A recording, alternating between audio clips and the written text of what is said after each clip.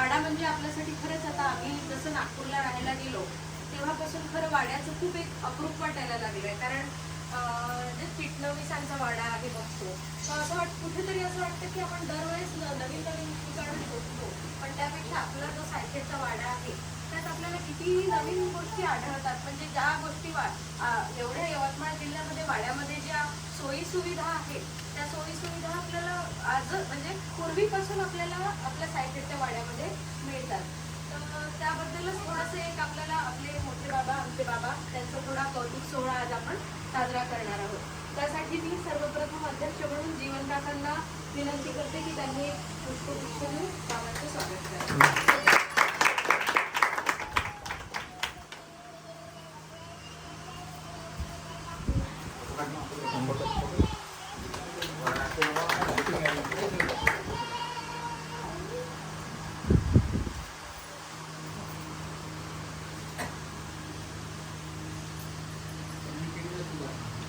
Age doesn't matter म्हणतात. खरंच म्हणजे कुठल्याही वयाचं बंधन पार करून बाबांनी आज या ज्या सुधारणा केलेल्या आहेत त्या खूप कौतुक करण्यासारखे आहे. तर हे आपल्याला कौतुक आम्ही सांगणं योग्य नाही, कारण त्यांचे भाऊ त्यांचा अनुभव खूप जास्त आहे माझ्यापेक्षा. म्हणून गिरीश काकांना मी म्हणते की त्यांनी येऊन आपले मत व्यक्त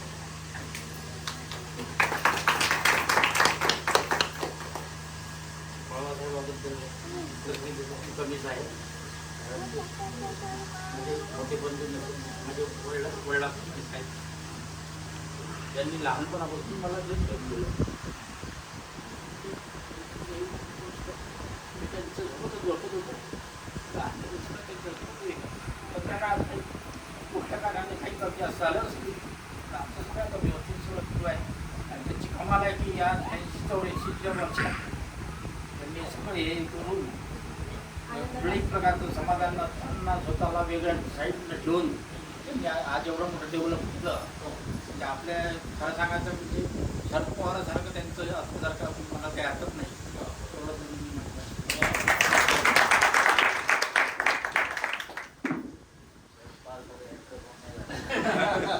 नाही, शरद पवारांसारखं नाही. हे फाउंटन पाहिलं की मला गडकरींची आठवण येते. म्हणजे त्या लेवलवर जाऊन त्यांनी नागपुरात जो पुतळा केला तर आपलं हे आज त्या दिवशी बघितल्यावर मी काकूंना म्हटले की काका बाबांना कशी काय एवढी एकदम कल्पना सुचली असेल की विहिरीत फाउंटन वगैरे. खरंच आम्हाला खूप छान वाटलं यावेळेस महालक्ष्मींना. आता जीवन काका बोलतील. काकांना खूप भरून आलं बोलताना, ते पाहून आमचे सुद्धा डोळे खरं पाणावले.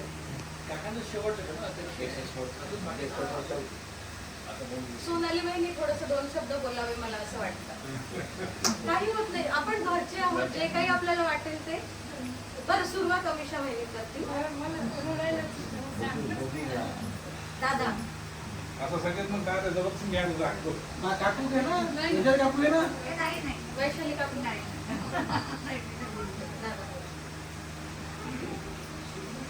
नाही सुद्धा व्हिडिओ देतात. नाही सगळ्यांना माहीतच आहे की बाबाबद्दल काय बोलत असतं. सगळ्याचं बोलण्यासारखं हेच आहे. बाबांनी या वयात इतकं सुंदर वाडा आपल्याला करून दिला. तर सर्वांनी त्याच्यातून एकच प्रेरणा घ्यावी वाटते की आपण तेच ठेवायचं की कधी कधी मला वाटतं की आता आपल्याजवळ जास्त हे नाही, अंतराचं लग्न जवळ येईल, मग आपण पटकन सगळं सेटल करून रिलॅक्स राहतं. पण आता बाबाकडे बघून असं वाटतं वयात काही टेन्शन नाही, आपल्याजवळ भरपूर वयात मस्त काम करायचं पाहिजे.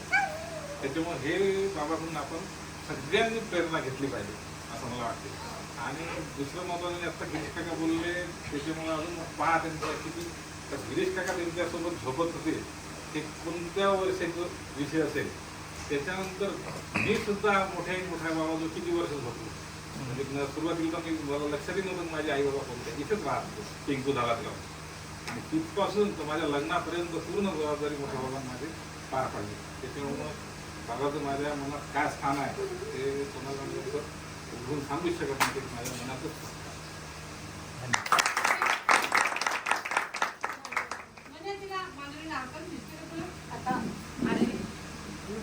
काकून झाली.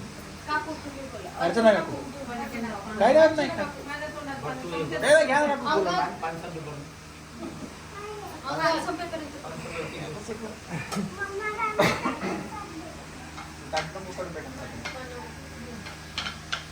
आता बाबांबद्दल बोलायचं झालं म्हणजे आपला हा जो विषय आजचा वाड्यामधील हे जे सुधारणा त्यांनी केला आहे हे आपल्या परिवारातल्या आपल्या कुटुंबातल्या प्रत्येकच व्यक्तीला इतकं काही आवडलेलं आहे की म्हणजे आपण हे सगळं बघितलंय याच्यामध्ये गाडीचा कचरा सुद्धा आपल्याला संपूर्ण वाड्यात पुढे दिसत नाहीये. ह्याच्या मागे 1 महिन्यापासून 2 महिन्यापासून मला असं वाटतं साधारण बाबांची मेहनत सुरू आहे आणि त्यांनी मागचा आपला भाग जर तुम्ही बघितला असेल तर आपल्या सगळ्या पुढच्या पिढीचा विचार करून खेळण्यासाठी सुद्धा त्यांनी विचार केला की त्यांना ग्राउंड मोठं झालं पाहिजे. तो एक त्यांनी डेव्हलप केला. कार्यक्रमही आपण म्हणत होतो पण बरेचसे कार्यक्रम झाले. त्यांनी त्याचा शब्द खरा करून दाखवला. म्हणजे सगळ्यात सुरुवात त्यांचं पंढरपूरच्या मावंडापासून झाली आणि कार्यालयाचं त्यांनी जे जिद्दीला पेटून जे केलं ते त्यांनी सक्सेस करून दाखवलं असं मला वाटतं. आणि त्यांचा या कुटुंब प्रमुख म्हणून त्यांनी मला असं वाटतं की त्यांना आपल्या या महालक्ष्मीच्या आधी हे सगळं तयार करून ठेवलं. आपला आनंद त्यांना बघायचा सगळ्यात महत्त्वाचं. परवाच दिवशी त्यांच्याकडे कोणतं काम नव्हतं तर त्यांना करमत नव्हतं. आज माझ्याकडे काम नाही मला करून लागलं बरोबर कोणीतरी गोष्टी करता. हे त्यांची जे कामाची भूक आहे काम करण्याची संधी आहे ते आपल्याला त्यांच्याकडून मिळावी आशीर्वादारूपाने म्हणून बोलतो.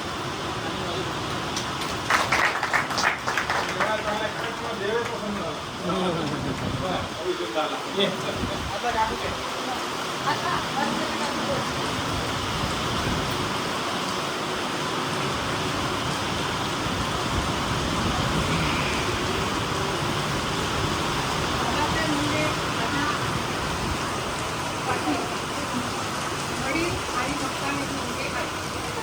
कारण की आमचं लग्न या दोघांनी लावलं आमच्या नेहमीच लागलं त्याच्यामुळे आईवडिलांनी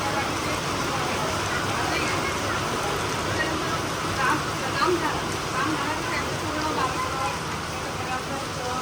त्याला काय जे काय असतं ते गावाच्या लोकांमध्ये सगळं त्यांनी थोडंफार जे आठवतं ते सांगते. त्यांनी तर खूप काही केलेलं आहे. एक मोठा भाऊ म्हणून सपोर्ट असतो तो नेहमी त्यांना आमच्या दोघांमध्ये जर काही वाद झाले तर मी त्याही वेळेस त्यांना म्हणतो की मी बाबासाहेबांना सांगते कारण कोणी वर नव्हतं तुमचा भाग दाखवत होते मला माहीत नसेल तरी मी आता ऐकत नव्हते तेव्हा म्हणायचे बाकी काही झालं की मी बाबासाहेबांना सांगते. आणि इतका काळ गेलेला आहे मधला त्या मधल्या काळामध्ये जेव्हा अशाची काही गरज वाटली किंवा हे बाबासाहेबांना फोन करायचं विचारायचं ते सल्ला वाटला काही घेण्यासारखं असेल घ्यायचं. म्हणजे एक मोठा भाऊ म्हणून जसा पाहिजे तसं बाबासाहेबांनी आज आपल्या सगळ्यांवर हात ठेवले. त्याच्यामुळे त्यांची ती शेती त्यांचं ते कृषीभूषण त्यांचं ते फिरणं त्यांचा तो उत्साह ज्याही वयात आपल्याला लाजवतो. आपण म्हणतो झालं आपलं तर झालं आपलं कशाचं झालं हे डोळ्यासमोर. याचा आदर्श आपण घ्यावा आणि आपल्या जीवनात आपण यांच्या आशीर्वादाने पुढील वाटचाल करावी. त्यांचा आज आपल्या डोक्यात सतत राहणारच आहे. त्याच्यामुळे बाबासाहेबांसारखं छत्र आपल्याला मिळालं येतात आपण आपलं भाग्य करू.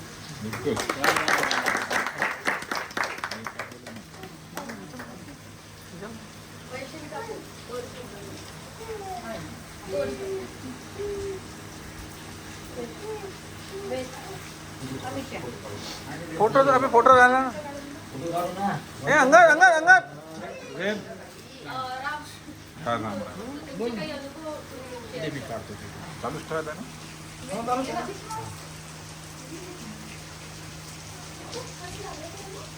सगळे वाड्यात येऊन एकदम हॅवास झाली. पहिल्यांदा जेव्हा बघितलं तेव्हा वाटलंच नव्हतं की एवढी सगळी अरेंजमेंट राहील म्हणून.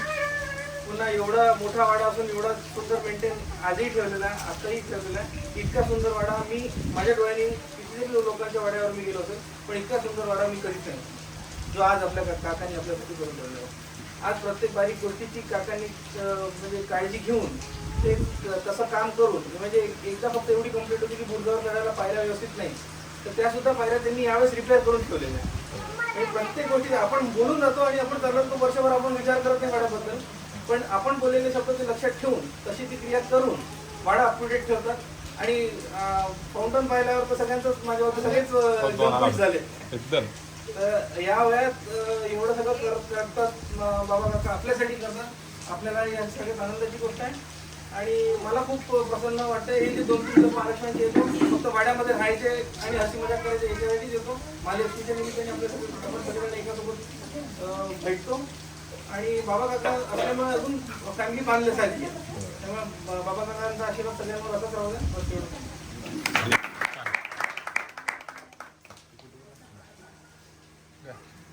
मला असं वाटतं आता नातवांपैकी हे थोडंसं 2 शब्द आवाज बोला. कारण काल त्यांनी तुंबड काढलं त्याबद्दल बोलतोय मला तुला जे वाटते ते लाजायचं नाही.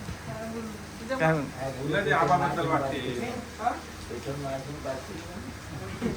हो ना एवढं उतरलं तुला गादी बाज झोपला तू त्या गादीवर बाज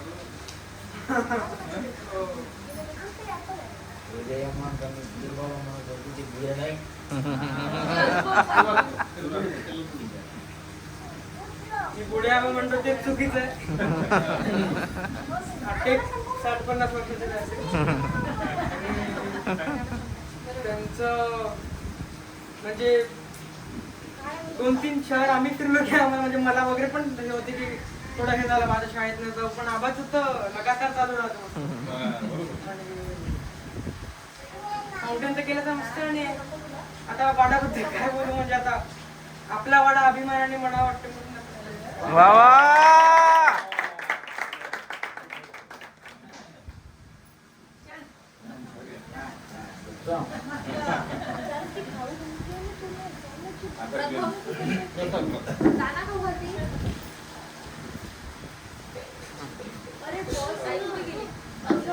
आबा म्हणजे माझे आधार आहेत आणि त्यांनी आम्ही इथे नसताना खूप छान प्रकारे वाड्याची सजावट केली आहे. आणि कधीही काही अडचण पडली तर ते नेहमी मदतीला धावून येतात. औरंगाबादला असतानाही ते खूप मदत करतात आणि त्यांचा आधार हा नेहमी माझ्या सोबत राहावं हीच प्रार्थना. आणि बाकी खूप छान सगळं झालेलं आहे.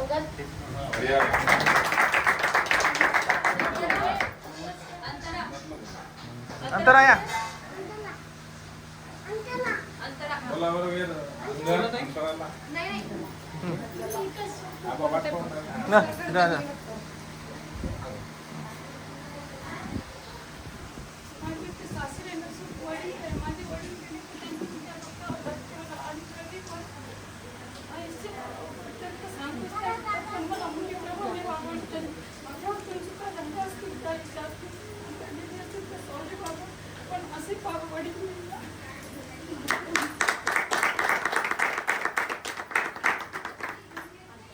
अंतरा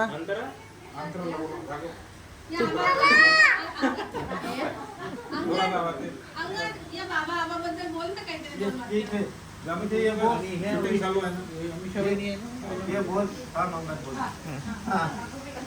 बोला बाबा आबांबद्दल सांग काहीतरी म्हणा. बोला बाबा आबा मला आवडतात.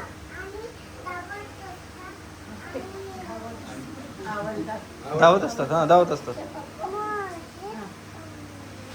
कधी कधी रागवतात आणि खेळतात. खेळतात माझ्यासोबत खेळतात. तुला आवडतात का ते? आवडतात का? आणि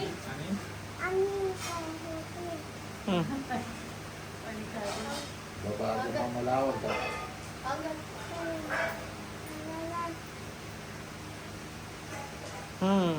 बापरे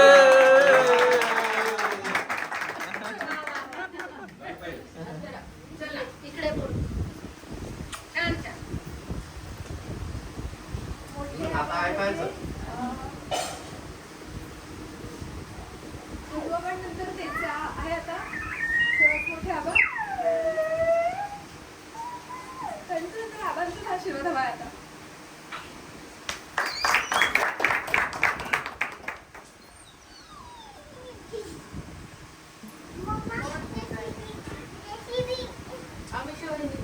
कंपल्सरी आहे सगळ्यांना. तिथे जाऊन रड झालं मग.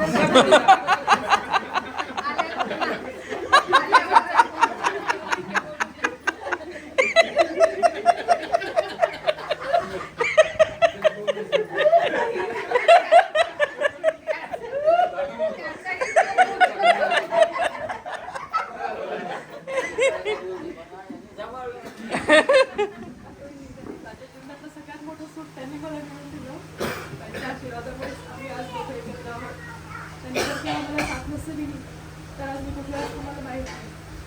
त्याच्यामुळे त्यांच्या आशीर्वादासाठी आमच्या दोघांवर आमच्या परिवारावर आमच्या सगळ्या परिवाराला असं सांगू की ईश्वराजवळ महालक्ष्मीजवळ प्रार्थना.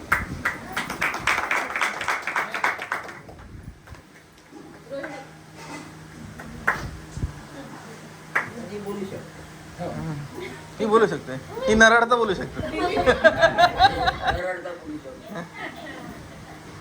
बापरे, मला हे देणं म्हणजे बोलायला लावणं म्हणजे असं आहे की मी इतकी लहान आहे आणि माझा इतका कमी अनुभव किंवा एक खूप कमी आम्हा दोघांचा हे आलेला आहे, संबंध आलेला आहे.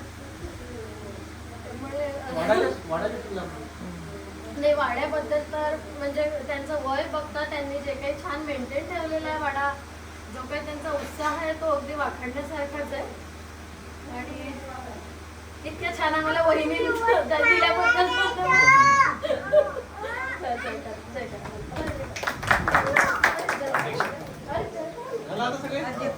अध्यक्ष कार्यक्रमाची यश यश चला यश या.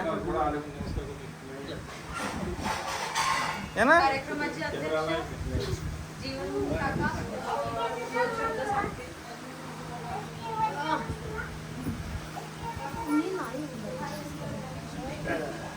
महालक्ष्मीचा आशीर्वाद घेऊन मी माझे 2 शब्दाला सुरुवात करणार.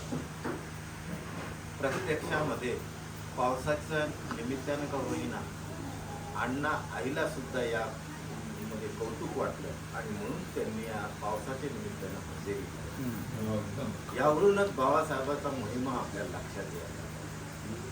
दुसरी महत्वाची बाब म्हणजे त्यांनी हे सर्व केलं हे महत्वाचं नाही आहे, पण ते करताना कोणत्या गोष्टीचं कुठं ठेवावं याचं भान ठेवून हे करणं याला जास्त महत्व आहे. ज्यामध्ये फुलोऱ्याचं तिथून काढून ठेवणं हे साधं सुद्धा कल्पना नाही. आपल्याला आताचे छिद्र पाडत बसावं लागलं असतं आणि त्याच्यामध्ये विचार करावा लागला असता. म्हणजे प्रत्येक गोष्टीचा यावेळेस तुम्ही बघितलं असेल तर आपल्या असं लक्षात येईल की तुमचं सुताच्या हिळापासून ते याच्यापर्यंत सगळं साहित्य इथे होतं. म्हणजे या घरामध्ये बाई नाही आहे किंवा एखादा काही आहे असं कुठंही चित्रभर आपल्याला कारण वाटते. दुसरं गोष्ट मला असं म्हणायचं आहे की वरदास्त जोपर्यंत छायाछत्र आपल्या डोक्यावर नसते, एखादा व्यक्ती काही आपल्यासाठी करू अथवा न करू पण तो असणे हेच आपल्यासाठी मोठी आधाराची गोष्ट. आणि ती आधाराची गोष्ट प्रत्येक पाटील कुटुंबियांना बाबासाहेबांच्या निमित्ताने आहे. हे छत्र असंच आमच्यावर 100 वर्ष राहावं, त्यांची 100वी करण्याचा हाच प्रसंग इथंच यावा याच कार्यालयात अशी मी महालक्ष्मीच्या पायी हे संकल्पना व्यक्त करतो. दुसरी गोष्ट म्हणजे महत्वाची जर पाहिली तर आजकाल कोणाच्या खांद्यावर डोकं ठेवावं असे मजबूत खांदे राहिले नाही किंवा ज्याच्या कोणाच्या पाया पडावं असे पवित्र पाय सुद्धा राहिलेले नाही. आणि जे काही थोडेफार राहिलेले आहे ते आपल्या आशीर्वादानं बाबासाहेबांच्या आशीर्वादानं आपल्याला आहे. तर त्याचा हा अमूल्य ठेवा आपण सगळ्यांनी घरून घेऊन जावा आणि असेच 3-4 दिवस दरवर्षी जो आपण आनंदाचा क्षण करतो तो आनंदाचा क्षण आपण भोगावा, प्रत्येकाने आनंद उपभोगावा. आणि यावर्षीच्या महालक्ष्मीच्या वेळेस तुम्ही पाहिलं असेल तर सगळ्यात आनंदाचं सगळं वातावरण होतं आणि कुठल्याही दृष्टीनं कोणाच्या बाबतीत काही किलमिश न घेता उलट असलेले किलमिश दूर करून या याच्यात हे करून आपण समोर चाललेलो आहोत आणि त्या निमित्तानं आपण आपल्या एकत्र कुटुंब केलं एवढे गोष्टी.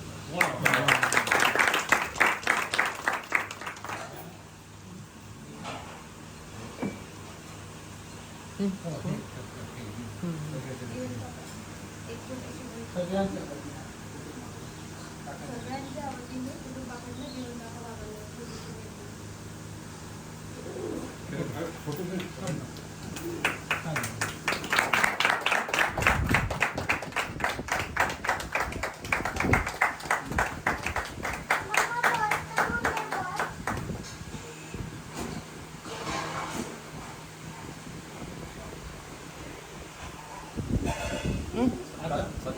असं वाटतं की बाबांनी 2 शब्द बोलावं, आपलं मत व्यक्त करावं की तुम्हाला यावेळेस आमच्या आनंद पाहून तुम्हाला कसं वाटलं, असं मला अपेक्षा आहे की तुम्ही आम्हाला सांगाल. नाही म्हणजे तुमचे मत व्यक्त करत आवडेल.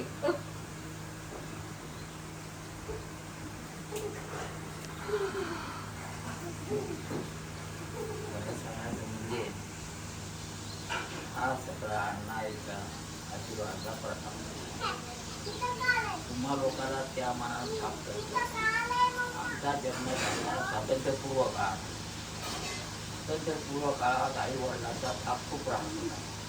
तर साधारणतः 40 ते 50 पण धाप जास्त होता. 50 ते 60 सालापर्यंत धाप थोडा कमी होत गेला. 60 नंतर 70 पर्यंत राहिला आणि 70 नंतर धाप कमी कमी कमी कमी होत गेला. म्हणजे तुम्ही आम्हाला मानानं वागवत आहे आमचं नशीब. पण प्रत्येक घरी जर पाहाल आता आपला एक ब्राह्मण समाज आहे, कुटुंब आहे आणि एकमेकाला आपण जोडून आहोत. गैरसमज आपण लवकर दूर करतो. पण इतर समाजामध्ये शेतीबद्दल वाद, घराबद्दल वाद, पण त्या अण्णाने तशी सोय करून ठेवली होती काय शेतीच्या वाटण्या केल्या, घराच्या वाटण्या केल्या. त्यामुळे आपल्या भावाभावामध्ये विस्तृत कधी येण्याचा प्रसंग आला नाही. तो आला असता तर कदाचित कोणता पोलीसही आलाही नसता. असे अनेक कुटुंब आपल्या पाहण्यामध्ये म्हणजे महालक्ष्मी येत नाही, मरणाधरणाला सुद्धा येत नाही. आणि थोडंसं वाईट वाटते माझ्या बायकोचा स्वभाव थोडासा तिरसट होता. तिच्यामुळे काही गैरसमज बरेच निर्माण झाले. तिला त्याचा त्रास खूप होता, मायग्रेनचा खूप त्रास होता. आणि डायबिटीजमुळे मायग्रेनच्या त्रासामुळे ती काय बोलेल काय नाही याचा कधी विपर्यास कराल. तिला सांभाळता माझा बरंच आयुष्य त्याच्यामध्ये खर्ची पडलं आणि त्याचा तोच मला यायला लागला. पण त्याच्यानंतर मग मी ते सावरत सगळ्याची ॲडजस्टमेंट करत जाऊ द्या बा, तिचं डोकं दुखते, तिच्याकडे लक्ष देऊ नका असं करत आज तिला जवळजवळ 15-16 वर्ष झाली. त्यानिमित्ताने गवळीनं तिची आठवण आली, तिची सेवा करण्याचा प्रसंग मला घडला. हे सगळं विसरून तुम्ही जर म्हणत असाल बा आता बाई माणूस नाही तर तुम्ही लक्षात घ्या. ताट लावताना मी नेहमी काय म्हणतो सोनारीच बाई ताट लावतो. त्याचं कारण तिला माहिती आहे मला काय पाहिजे. पुन्हा मी एकदा जेवायला पाणी फिरायला पुन्हा काहीही मागत नाही. जाड्या पोळ्या आटल्या थोडीशी जास्त झाल्या तरी माझं पोट भरते, पटल्या पोळ्या आटल्या तरी माझं पोट भरते. पुन्हा मी कधीच काही गवतानी मागत नाही, गवतानी बोलत नाही. मला थोडीशी सवय आहे गवतानी बोलवणं ठसका लागतो. सोनारी सुद्धा ते मला मुलीसारखं चांगलं निंबत केली असं ती मी निंबत राहावं. आता राहायला प्रश्न वाड्याचा प्रश्न असा आहे मला काय करायचं आहे वाड्याबद्दल हे मी सध्या माझं कुठीत कोणाला सांगू शकत. हे थोडंसं मेहरपी कंसात आहे असं सांगतो. हा वाडा तुमचाच आहे, मी मेल्यानंतर तुमचाच राहणार आहे. जी इथं राहील तिथं त्यांनी भाडं घ्यावं. ज्या कोणाला हिस्सा द्यायचा त्यांना हिस्सा देऊन मेंटेनन्स त्यांनी ठेवत राहावं. हा वाडा कोणी विकणार नाही अशा प्रकारची माझी योजना राहण्याची शक्यता आहे. पण मी आज बोलू शकत नाही. हे जे आहे ते मी माझ्यासाठी केलेलंच नाही. वेद असो, उद्या वेदचा पोरगा असो, आपला हा असो, जिवंता नातू असो, अंगद असो, पिढ्या या वाड्याचं वर्चस्व चालू राहिलं पाहिजे. आणि अण्णा आईचं नाव चालू राहिलं पाहिजे. माझं नाव आलं बरं नाही आलं बरं मला त्याची फिकीर नाही. मला नाव लौकिक आवडतही नाही खरं म्हणा. पण त्यांनी आपल्याला जन्माला घातलं, त्यांचं नाव उत्तरोत्तर चालू राहावं आणि हीच मी तुमच्याकडून अपेक्षा करतो. बाकी मला काही अपेक्षा नाही. मला जे 2 पैसे मिळत आहे मी प्रवास करत राहतो, जमत नाही 15 दिवस राहतो, 15 दिवस कुठेही जातो. मी एकटं राहतो आहे, मला अजिबात दुःख नाही. ते तिला बिचेडी आहे ती मला 2 टाईम मस्त ताजा खाऊ घालते. ती नसली मी पांडुरंगला सांगतो पांडुरंग आज डबा घेऊन ये. मला माहीत नसते तो वैशालीकडून डबा येऊन राहिला का तुझ्याकडून डबा येऊन राहिला. त्याला माहीत आहे आज जे बाई नागपूरला गेली, आज तू नागपूरला गेला, ही कुणी बाई उपलब्ध असेल तिला ते डबा सांगते मला व्यवस्थित डबा आहे. पहिले जास्त होतात मी म्हणत इतकं मला जखम नाही माझं एवढं दिवस. आता ते तिथं सगळ्यांना माहीत झालं. गेल्यानंतर शनिवारी मी जातो, याच्याकडे जातो, त्याच्याकडे जातो, चहा फराळ करतो आणि आनंदात मी राहतो. फक्त 4 शनिवार आणि 1 तारखेला आमच्या मित्रांना मी गाडीवर जातो. बाकी मी गाडी चालवत नाही, कुठं जात नाही. आणि आता पुढचा प्रश्न, अद्यापही या क्षणापर्यंत मला एकही गोळी नाही. इतकं सांगू शकत नाही या क्षणापर्यंत. फक्त जेवण जास्त झालं तर मला ॲसिडिटी गोळी घ्यावं लागतं. एकटं गेलं तर तेलात फरक राहते, खाण्यात थोडी आग्रह होते, ऍसिडिटी वाढते, बाकी कोणत्या आजाराचं नाही. त्याचं मूळ कारण लहानपणी शेतामध्ये आम्ही जात होतो, रस्ते भरून होते, पायात एकदम काटेर रुततच होते, चपला चालत नव्हत्या. आजही मी शेतात गेलो तर चपला काढतो आणि अनवाणी पूर्ण फिरतो. हे जे लोक सकाळी मारणी वापरा जातात शुद्ध मूर्खपणा. बूट घालून जाणे, तिथून भज्या आलू मुलं खाणे, फ्रीजर ट्रीप सारखं, त्याला काही अर्थ नाही. तुम्हाला जर शरीराची चांगली ठेवायची असेल तर तुम्ही अनवाणी अर्थिंग तुमच्या पायात मिळालं पाहिजे. अर्थिंग मिळालं तर मला आता माझा 15.8 हिमोग्लोबिन माझं रेकॉर्ड आहे. 100 टेस्ट केल्या. फॉरेनला जायचं होतं, 6,000 मला 3,000 भराचं काम पडलं. 100 पैकी 98 मध्ये मी काय फक्त 2 ह्याच्यामध्ये त्यांनी सांगितलं पोटॅशियम थोडं वाढ. म्हटलं काय करायला पाहिजे, म्हणजे तुझी तूप जास्त खाता, तूप खाऊ नका, 40% तूप खाऊ कुणाच्या पैसे खातं तूप खात नाही. म्हणजे आपल्याला काय पाहिजे, आपली जपणूक आपल्या हाती आहे. डोळ्याचं दोन्ही डोळ्याचं ऑपरेशन झालं. त्यानंतर मला समजलं की बा आपली सकाळची लाट स्वच्छ करून घेऊन तर ते लाट डोळ्यात लावली तर चष्मा सुटतो. मला आता चष्मा नाही, दूरचाही नाही, जवळचाही नाही. रोज सकाळी 2004 पासून मी हर किलोमीटरवर तोडणं दुतात दिदीवर ठेवतो, पाणी पितो.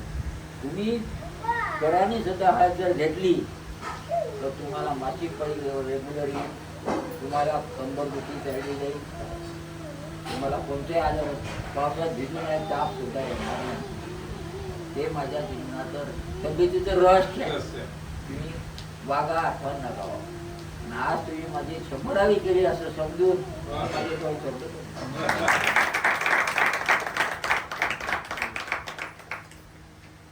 बाबांचा हा सल्ला आपल्याला तब्येतीविषयी खरंच खूप मोलाचा आहे. कारण आताचं आपलं जे रुटीन आपण बघतोय तर आपल्याला लहान वयातच BP, शुगर हे आजार होताना दिसतात आहे.